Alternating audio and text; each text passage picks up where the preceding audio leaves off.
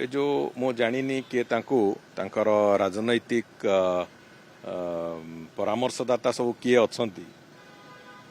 मो कहवा कथा है जितेबले महिला सशक्तिकरण दृष्टिकोण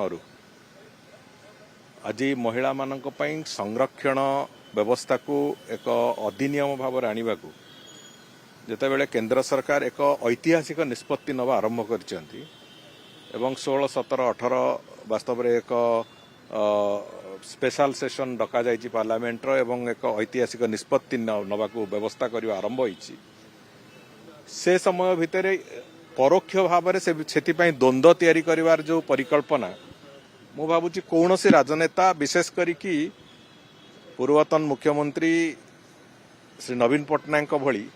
जड़े वरिष्ठ राजनेता क्षेत्र में ये जमा शोभा दौनी। तेणुक मो कहवा कथा है कौन सी प्रकार परोक्ष हो कि प्रत्यक्ष तो विरोध करें ना परोक्ष भाव में याकू विरोध करवा अटकेवा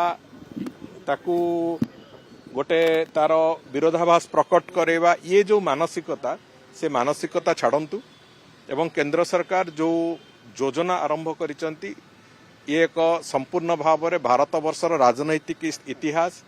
भारत वर्षर आगामी इतिहास को संपूर्ण रूप एक परिवर्तन करने को जाउछि। शासन व्यवस्था रे हो लॉ मेकिंग रे सबु क्षेत्र रे महिला माननकु अग्राधिकार दबार कथा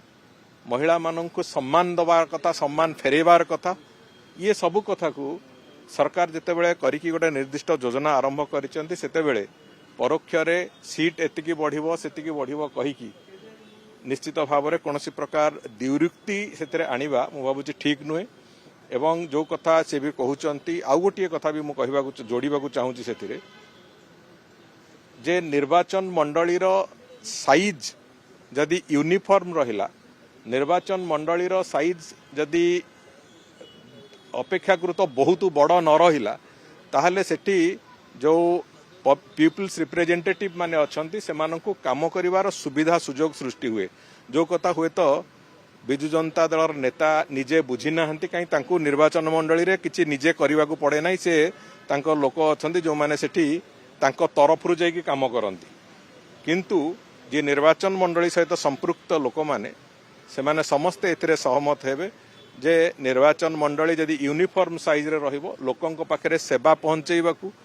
लोकंकर प्रतिनिधि भाव में काम करने को ये निश्चित भाव में सुगम हुए। तेणुक जदि आगामी दिन में डिलिमिटेशन को लेकिन सेमिति केबे किछि हुए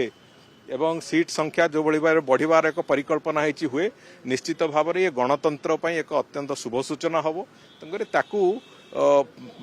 विरोध करवा एवं तापाई स्पेशल सेशन डाकिबार जिद करिवारे मु भाबुछि परोक्ष भाव में जो महिला बिल को विरोध करने को बिजु जनता दल ये एक नुआ योजना एवं से दृष्टि मोर आशा और विश्वास जे जड़े वरिष्ठ राजनेता हिसाब से पूर्वतन मुख्यमंत्री लंबा समय पूर्वतन मुख्यमंत्री हिसाब से ये विवाद को से निजे न आसतु मोर यहाँ विनीत परामर्श मु भावुची दबाक चाहूँगी। देखो मुझे कहली कहली मोर यहाँ विनीत परामर्श जे स्टाच्योर जड़े नेता अंतत एभली विवाद भितर को निजको